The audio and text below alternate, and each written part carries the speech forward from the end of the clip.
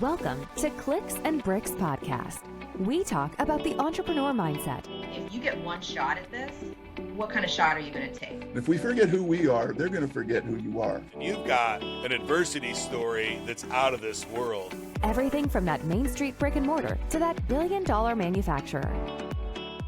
Welcome back to Clicks and Bricks. Today I'm talking with Sonny Grappone. Sonny, how are you doing today? I'm doing great, Ken. Thanks for having me on. You're the founder of Precision Accounting Consulting. Is that correct? That is correct. Yes. Absolutely. Before we get to know more about your accounting firm, can you tell us a little about who you are and what possessed you to be not just an entrepreneur, but an entrepreneur in the accounting world? That takes a different kind of commitment, I'm assuming. Yeah, absolutely. Where do I get started? So, I guess it's always been in my background. It may sound weird, but I always felt it in my bones, like it was like my destiny, kind of like I knew I always wanted to be my own boss from a very young age. I was a go-getter. My first job was 12 years old, bagging groceries at my parents' supermarket. If you can't tell from my accent, I'm from New York, grew up in Queens. So, my mother immigrated here when she was 17 years old, came from nothing, from the country of Guyana. I don't know if anybody's familiar with it, but it's in South America, little country right next to Brazil. When people think of Guyana, they think of Jim Jones. That's like, the cult leader that, brought all those people and committed mass suicide. That's like the only thing people think of if they know of Guyana. But anyway, she came to this country with nothing, kind of lived the American dream. She really did, started off in a warehouse and, worked her way up. My family always had a strong math background and good with numbers, and eventually she got a job at Wallbounds, which is a supermarket that's no longer in business, but was a huge supermarket chain in New York. So when she came to this country, she worked her way up from, working in customer service all the way up to the head bookkeeper there. And the rest was history. She was there for 40 years where she met my father. He's actually my stepfather, but when I introduced him, he's my real father. He took that role, who was a manager at the store, and they met, and he came into my life, and kind of things changed from there.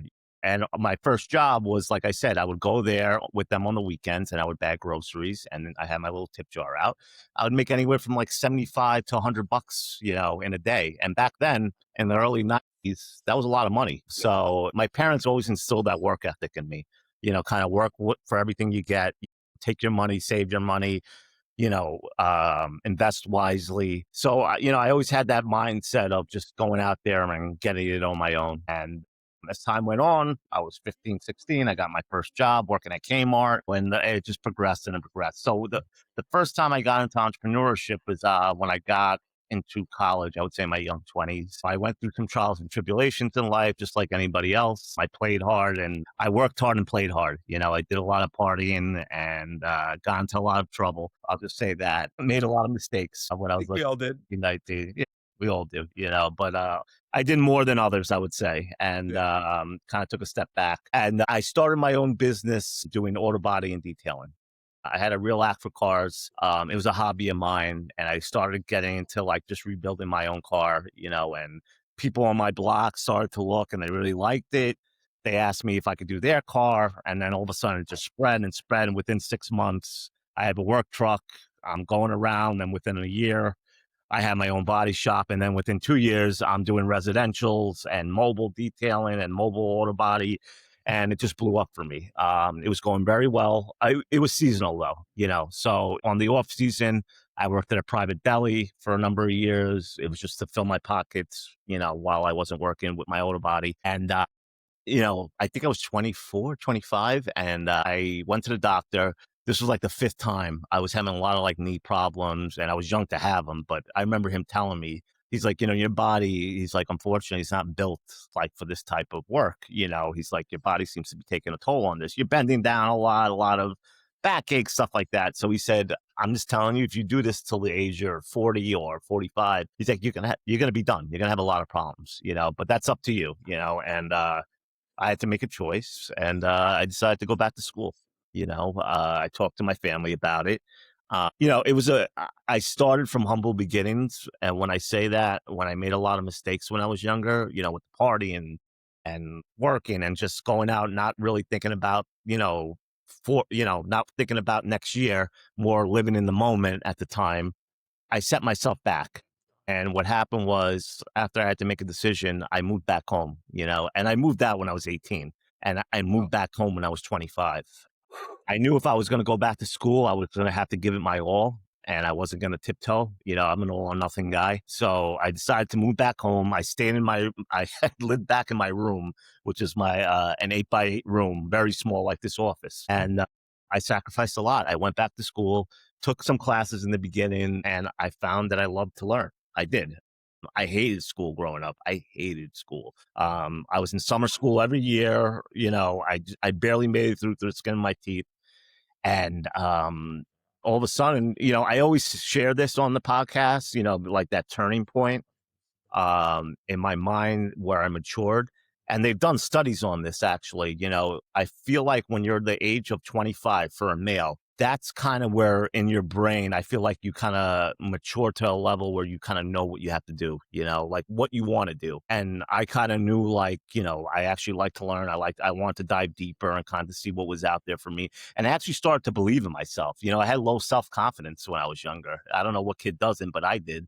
I didn't think I was capable of a lot. And all of a sudden I'm like, you know what? I can really do this. And I started taking some classes, and all of a sudden I had a real act for accounting. I took a couple of accounting courses and I excelled really well in it. And the thing that really drove me to accounting, it's not more so the work, it was how I felt during it.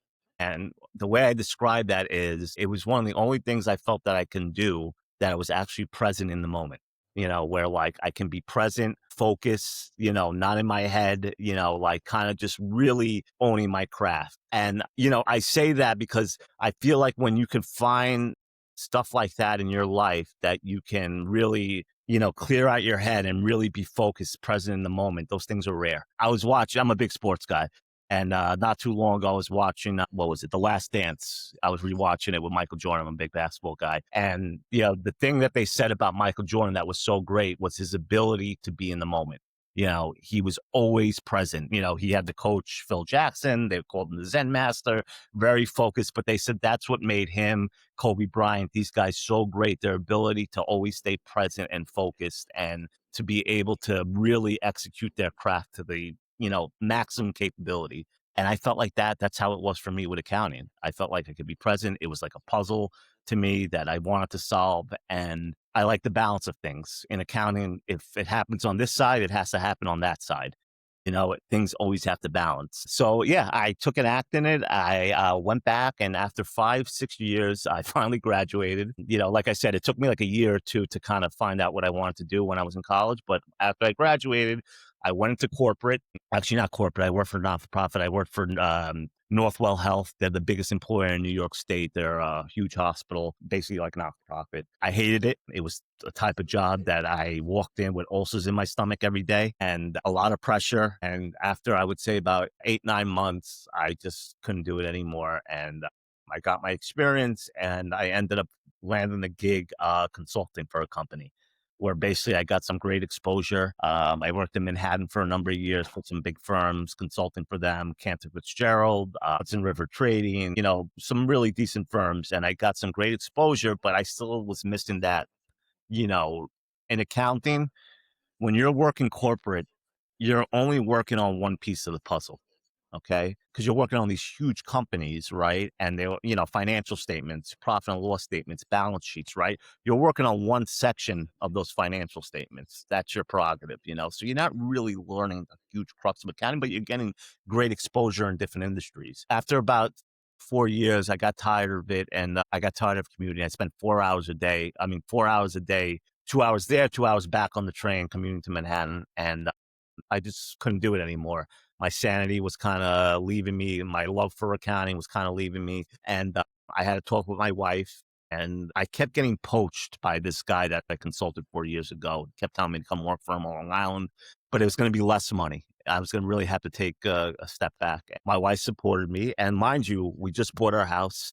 We were like about, 8 months into buying our house. And here I am about to quit my job and take less money, and really a lot of unknown certainty there. And I did it, and I took the job with this gentleman, and it was a completely different field where I worked from small to mid-sized businesses, instead of working on a small piece of the package. I was working now on the whole package.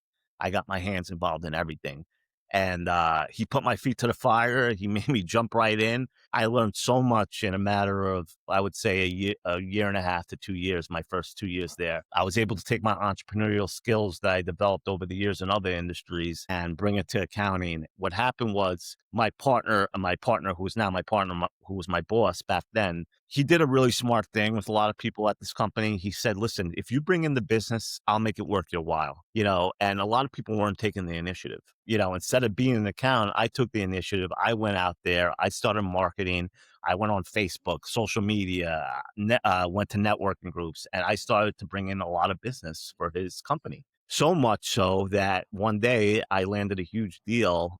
And I made the decision to make him an offer and say, listen, I always had precision accounting in the background. I always kept it doing side work, bookkeeping, accounting, stuff like that. I was taxes, it was a little side money I had. But I had this corporation that I had on the side. And I came to him and I said, listen, I have this huge account that we're about to land. If I bring this in, I want half. And, I don't want a percentage anymore. I want half the business and anything else I continue to bring in. If not, I understand. I'll go my own way. We'll figure it out. But that's where I want to go from here on out. And he agreed. And he took me in on his partner. We made everything legitimate. And Precision Accounting Consulting was born. And now we're going on, year 5 now that we're in business. And we've developed niches in construction, which we're highly involved in. Tax, we do a lot of tax planning. And we work from anywhere from $5 million revenue companies to anywhere to $50 million. That's our whole gist. But that's me in a nutshell. That's how I got to where I am now. And I've never looked back, and I'm a very happy customer. That sacrifice I made for my sanity was the best thing I ever did. I love it. I got a lot of notes, Sonny. That's great. I love it. I want to talk first about presence. I have a feeling that presence means 2 different things to us. And I do accounting I've run multiple businesses. So I do about 30 minutes of accounting every morning when I get in. I have a CFO that closes my books every month and all that stuff. And sure. I think it's important for a business owner to at least have looked at the checkbook and make sure that it's balanced every day. I don't find that as a presence thing at all, man. Math for me is not something that keeps me present. I check out when I'm doing it. Good. I don't. Right. So when you said presence about accounting, I have a hard time wrapping my head around that. I like boxing and comedy, and that very physical stuff let me be present in the moment. Talk to us a little bit about what you mean by presence. And because I loved what you said, you didn't necessarily like accounting, but you liked the way it made you feel when you were doing it. And I think that is probably one of the most important things somebody that's thinking about going into entrepreneurship needs to know. Yeah, sure. So there's a book that I read. I was big into philosophy when I was in college. I think like any kid, when you go to college and you start to take philosophy courses, it kind of opens your brain up, right? And you're like, wow, this is really cool, really deep thinking. And I really started to kind of get taken away with it, but I started diverging outside of class and doing my own research. And I found this book by Dan Milliman called Peaceful Warrior. They made a movie about it with Nick Nolte. If you ever get a chance to watch it, it is one of the best movies I've ever seen. But the movie is about this gymnast, and the book is about this gymnast that went to college and how they still don't tell you if it was a dream or not, but he met this guy that he called Socrates. And if you know Socrates, he's this Greek philosopher, right? That Nick Nolte plays. And he's really struggling in gymnastics. Now, gymnastics, to be a gymnast, you really have to be present. You have to be able to drop everything outside of your brain, right? And really be present. And, every moment, every move that you make has to be on point. So he met this gentleman, and the whole movie's about him teaching him how to be present and forget the past and forget the future and really hone in on your craft and showing that there's beauty everywhere. There's always something going on in this moment, if you really open your eyes to it. It really took a toll on me when I watched it. It's like, when you watch a movie or you read a book that really has that effect on your life, going on. Like I said, this was 15 years ago and it still has an effect to this day. And I loved one of the things he said. You mentioned it before. You said vulnerable. Right. And there's a point in that movie where he tells the kid, he goes, what do you think the ultimate purpose in life is? He asks him, the Socrates guy, and he looks at him, he says, absolute vulnerability, and when he dived in deeper, It was being vulnerable and allowing yourself to be open to every experience, good or bad, because experience is what builds character, right? I mean, that's what the Greeks believed. Their elections and stuff like that were based off people that held high positions was based off the guy that had the most experience, not more so the guy that was the smartest. The guy that was actually putting into action and had experience doing multiple different things, and that really like opened my eyes, and it made me think like, I need to find that one thing that can make me focus and be present and not so much in my head about the past or the future and constant worry and anxiety, and detailing was one of those things. Detailing was like a meditative approach. That's the best way I could describe being present is meditation, right? Being meditative. Okay. And then accounting was just the one thing for me that I found that like, I don't know how to describe it, but like it was something that was difficult that I found that I can do, if that makes sense. Like, like there was a lot of Pride and difficult things I workmanship do. is Yeah, it was just definitely a something big like, thing. yeah, I just felt it, and once I saw I was in the moment and I was present, it was just like game over for me. Like, I ran with it. Awesome. It's so important to the work you're doing every day to have it feel good. I say it all the time. I said Wild surprise. the weekends aren't the weekends for me. When like everybody's so happy that it's Saturday and Sunday, I'm like, every day's Saturday and Sunday for me. Yeah, people when they're kicking rocks on Monday morning, I'm like, and I get to come to work. This is great. I get to do cool things. I get to make stuff. This is fun. I don't know what to do with myself when I'm on vacation. My wife yells at me all the time because I'm like so antsy. I'm like, if I'm not at work, I'm like, what the hell am I doing? You talked about a job that you had when you were younger. You said you hated it. You went in with ulcers and you were there for about 8 or 9 months. I've done this in my life too. I've done it with my own businesses. I've gotten to positions where I wasn't happy with my daily routine. But we're told, we're programmed through life that, earning money is challenging and I've got to do these hard things to earn money. You had to walk away from that job at some point. Tell us about what you had to do mentally to walk away from your safety blanket and walk away from a job that you had. You didn't like it. And I'm assuming that you were walking out of something you knew that was stable, that you didn't like, walking into something that you have no idea about. How important is it to take that leap when you're not happy in your current position? I think first thing that comes to my mind is faith. For me, having faith that everything's gonna work out the way it's supposed to. It sounds cliche and maybe corny, but like I said, what was corny to me or redundant, when I was younger, as I got older, that's the most valuable stuff right there.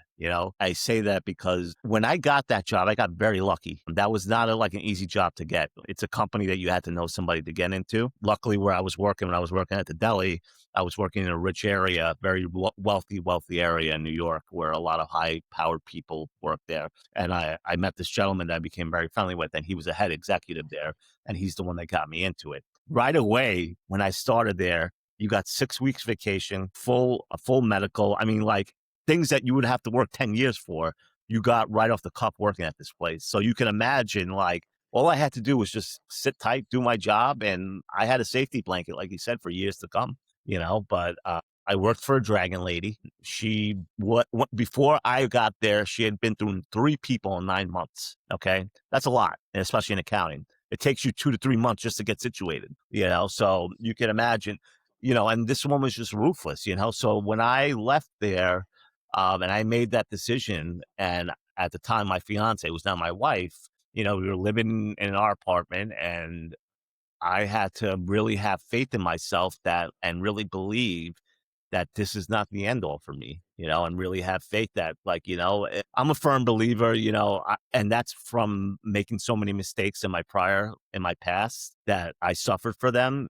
That led me to now believe that it's as simple as if you do the next right thing, and the next right thing's going to happen, And at that moment in my life, I was living a good life, and I was being a good person, and I felt the effects of that coming back into me, not work, but like outside of just everything that was transpiring for me. So because of that, I had faith that, like, you know what, I'm going to be all right. I'm going to find something. I'm going to land on my feet. I'm going to have to sacrifice a little bit, and I had to take a leap of faith. And I think that's where my advice to other people that are in that situation is, you really have to take a whole look at yourself and kind of say, can I take this leap of faith and truly believe that I'm going to be okay? Faith is hard. I like your concept of if I take the next right step, the next right thing will happen. For me, I've had this faith issue for a long time in my life, and how I find faith, and I don't even necessarily know that it's faith.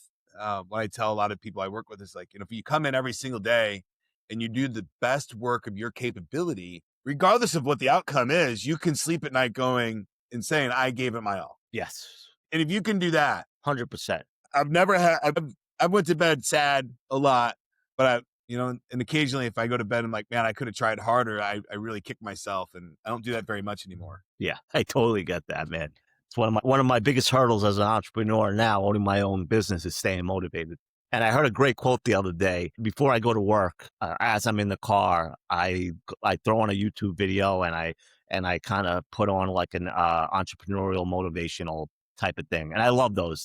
They play the music from like Interstellar. I don't know if you've ever seen that movie, right? And they take clips from all movies and like the most inspiring moments. And I was listening to one the other day, and the guy said a quote that was great. He said, "Consistency outbeats motivation every day," and I was like, that's what I need to hear from there. Staying consistent, Yeah.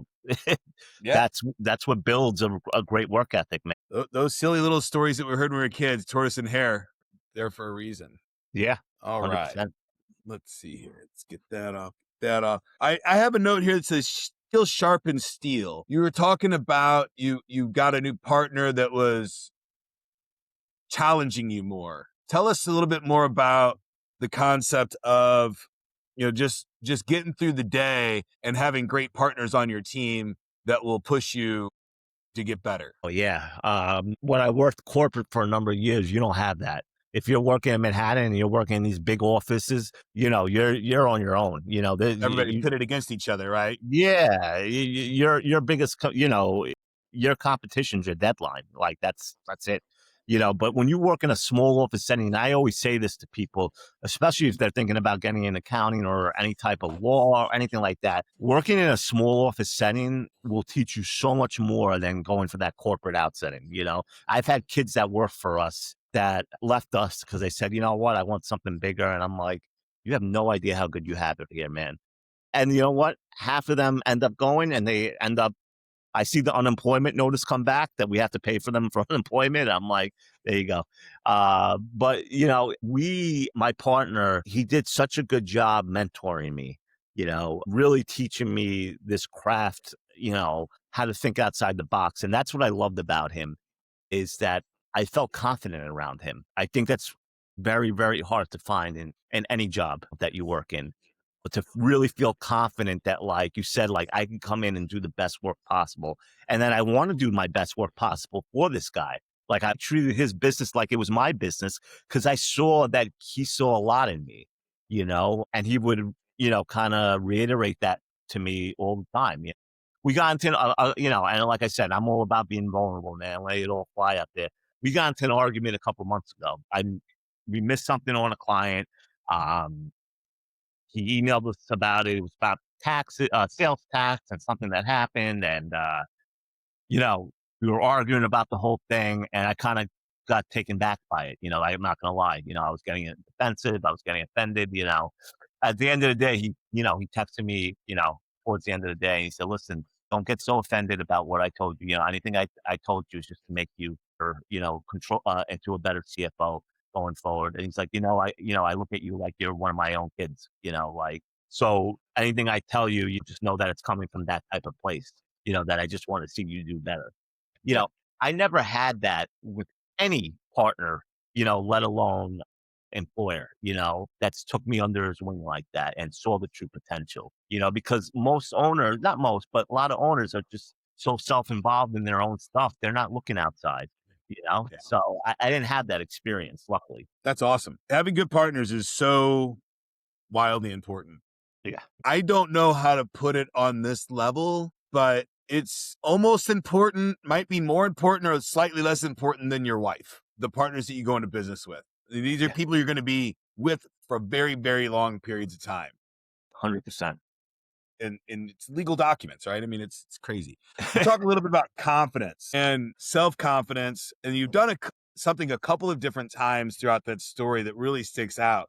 You did it scared. You took a leap, not knowing what the outcome was going to be. And that takes self-confidence, that takes discipline, and it's scary. What are some of the things that you do when you know that you're doing it scared to help you keep your balance in life? That's a great question. I love that question. One of the things that I'll do to kind of, when I feel that fear, when I start to feel fear for me at work is when I start to get overwhelmed. That's when fear kicks in for me. This type of business, you get very overwhelmed. If I show you my daily task list, that I have written down, I got 20, 30 different things written down at once, and I never know how I'm going to get all these things done in the time frame that I need to get it done, and I'm freaking out, and I'm calling my wife at like 5:00 and telling her I'm not going to be home till 9, 10 o'clock.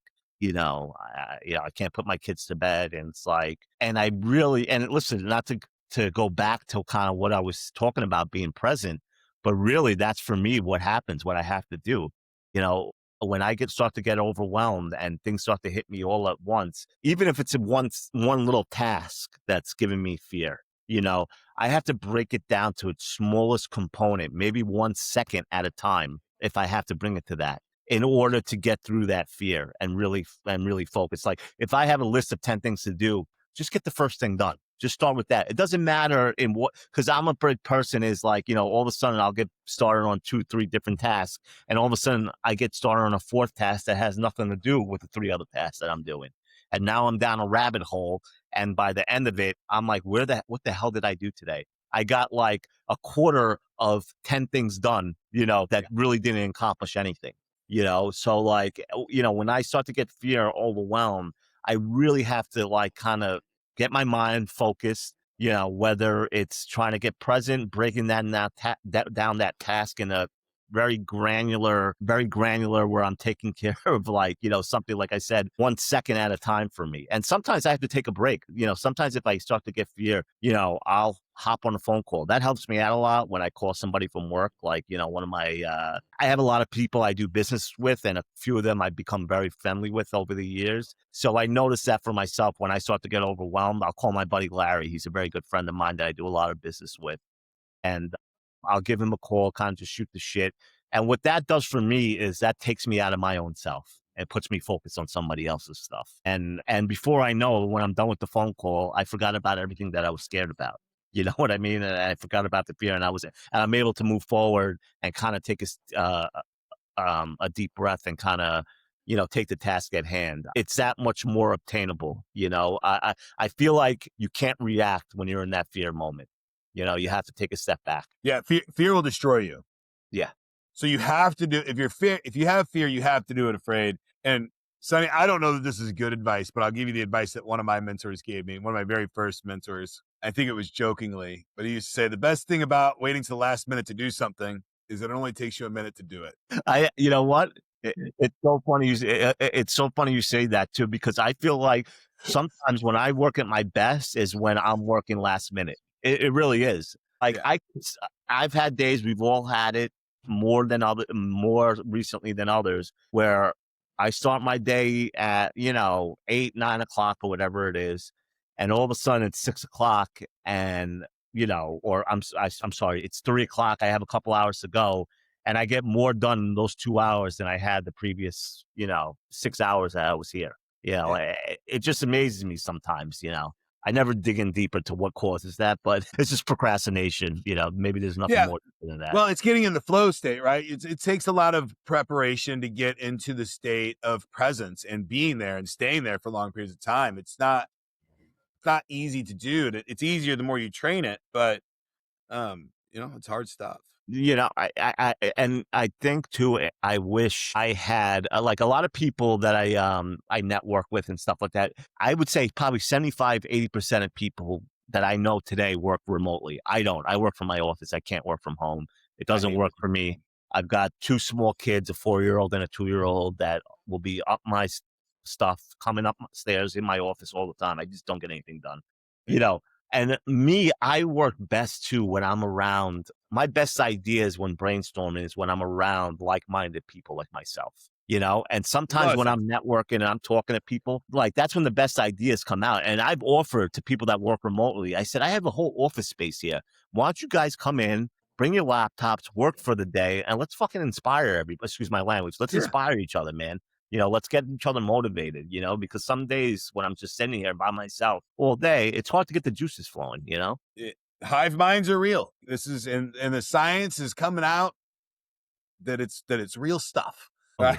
So I want to switch gears pretty big here. Sure. Because I want to talk about something very important in business and in life as a whole. You're a first generation American. Yeah. Mother moved here from overseas, struggled, got a job, and ended up owning a business of this very similar to the first job. That's an amazing. That is the American dream, or Yes. the American dream that I was sold as a kid. I don't know if it's the American dream today. I'm not sure what I know. I'm not sure if I know what the American dream is today. Do you feel like that the immigration status and the literally starting in America at nothing played an advantage for you in your growth, or are you appreciative of that struggle today more so than there's a lot of kids in America that were kind of handed this kind of world. They didn't have to get that work ethic that you have. I'm curious about the thought process behind. I'm very grateful for the traumatic things in my life that I've had to overcome. And I feel like it's put me in a different mindset than other humans on this planet. I just would like to get your mindset on that. Because I'm assuming that there were a lot of challenges because of that status in your life and the time frame when you were growing up.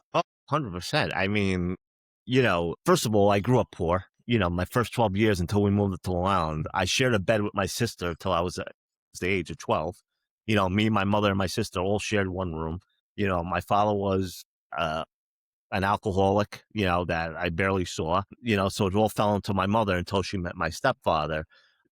When I remember when we moved out to Long Island, we moved to a place called Levittown, which is like the first suburbia area in America. It's a very well known area. But, when I moved out here, just the concept of having my own room, I was like, oh my God, like I have my own room and my own space. And like, I'm not sharing I'm not sharing one room with my sister and my mom. And like, it was foreign to me, that coming from nothing, and working our way up, I find that I'm so grateful for everything that I have in my life, even like, even from Levittown, like Levittown, Long Island is like a very middle class, blue collar neighborhood, cops, firemen, union workers. That's where I come from. Very hard nosed guys. Now I don't need to like get too deep into like what I used to do, but everyone's done it. When I was a kid, and I just say that, when I was like 18, I would say 16, 17, right? When we all got our licenses, right? We go around, we party, we get weed up, we do recreational stuff, right? Smoke a little ganja, right?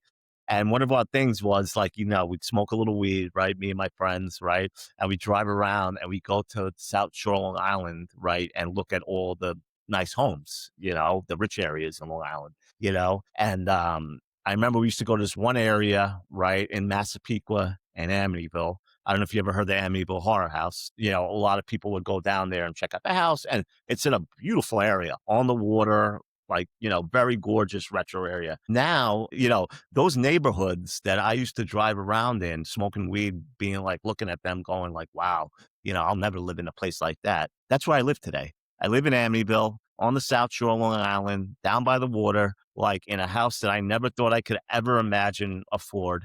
It's like, and when I tell you, I walk my dog, like I'm not on the water, but like if you walk down the block, not even a quarter mile, there's a dock with the whole Great South Bay, like, at your open, so I walk my dog to that dock. I sit there with that.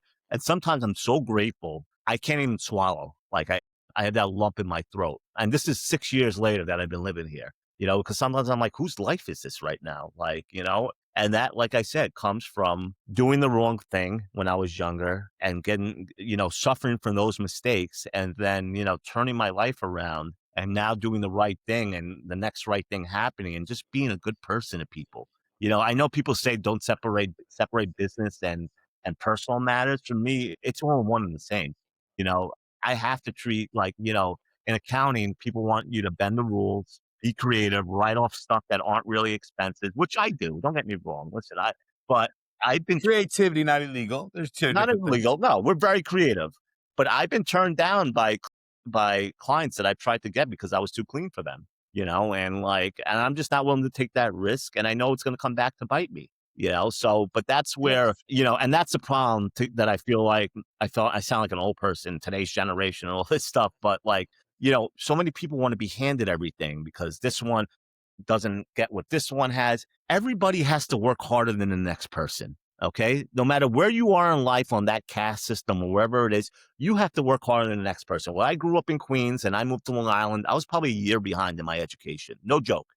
Okay. But and people that are even worse than me had to work even harder than me and the next 4 levels. You know what I mean? So that's what builds character and great entrepreneurs, not just being handed something and rolling it on to next generation and next generation and next generation. That's what builds weak people. I'm sorry, but it just does. Yeah, I agree. All right, Sonny, I'm going to take a different approach here completely. I'm going to ask a question the way I've never heard it framed. Sure. Imagine you're that 16-year-old stoner kid and he sees you today. What does he say to you? If he sees me now, he'd probably vomit. Yeah, he probably Unbelievable. If you told me when I was in 16, 17 years old that you're going to be an accountant that golfs on the weekends, I would have fought you. I would have been like, let's go. Who the hell do you think you're talking to? There's no way that is what I'm becoming. I thought I was going to become a union worker. Like I said, people in my neighborhood, I thought I was going to become a cop or something like that. This was the last thing. So yeah, I would definitely go to find work. Yeah, I would never think. Yeah, I think my younger self would definitely be disgusted, but that's how stupid and immature I was. Yeah. But for the people watching or listening, I want you to think about this. Sonny didn't have the path, but he looked at that house and said, that's where I want to be. Yeah. 100%. And that's where he got. Yeah. That's powerful. That's very powerful. Look at where you want to be and imagine that. You'll get there. I promise. It's pretty wild. Sonny, I've had a great time talking with you today. If somebody's out there and they're watching, they own a big construction company or something like that, what struggles are they facing today that they're scratching their head and they're watching this and they're thinking, what do you tell them to say, hey, I can help you with that? What struggle do they have today that you can really help them get over the fence with? Where are they at in their business? And then how do they get started working with you? So, it took me a little while to find that need, right? Like when I approach a client, I always approach them, what type of pain are they feeling, because that's the only way I'm going to bring value. If you're just feeling more of the same, I'm just like any other accountant that can do your bookkeeping, your taxes, and be your CFO. Yeah, that's great. But what's the pain that you're feeling? And the trend that I've seen in the last couple of years in construction is nobody knows what they're making off each project. When I ask them how much are you profitable in this project, are you profitable in that project, they have no idea. And the biggest service that I've been able to provide, and not even doing general accounting, is just this particular service is job costing for people. So I've taken upon myself over the last year to develop a niche in construction and strictly doing job costing for construction companies. They don't have, and the fact is the reason they can't do job costing is because they don't have the bandwidth to handle that, right? It's a lot of capturing data. Right? It's garbage in, garbage out, right? So they don't have the bandwidth or the staff to be able to take care of all that data, right? Because it starts from inception, right? Who you're getting your supply, and is that vendor, when they're filling out their purchase order, are they billing it out to you, the contractor, or are they billing it out to the project? They're probably billing it out to the contractor. Once they bill it out to the contractor, then you have to take that, break it down to see which project it goes into, then incorporate it into your accounting system, make sure it get applied to the right the right general ledger account, and the right project. There's just a lot of different angles you have to follow, and they don't have the time to do that. But it's such valuable information. They fly blind. So many contractors fly blind. And like I said, it's no fault of their own. But a lot of business owners, not only in contracting, we also do a lot of restaurants, but I've kind of veered away, but we still do a lot of restaurants. But in these type of industries, a lot of them go with the mentality, if I can make payroll and I can pay myself, I'm doing okay. And that is the furthest thing from the truth. That is the furthest thing from the truth. You are just flying blind and you don't want to take a look under the hood because there's a lot of fear there. They really don't know what's going to be. And eventually, people come to us when people don't come to us when things are good. People come to us when things are bad and their way isn't working. And when people come to us, they come to us because they can't make payroll or they can't pay themselves the salary they were paying themselves anymore, right? Because they never took a look under the hood. So that's what we're doing for contractors right now. We're taking that burden off them and saying, listen, let us handle the job costing, okay?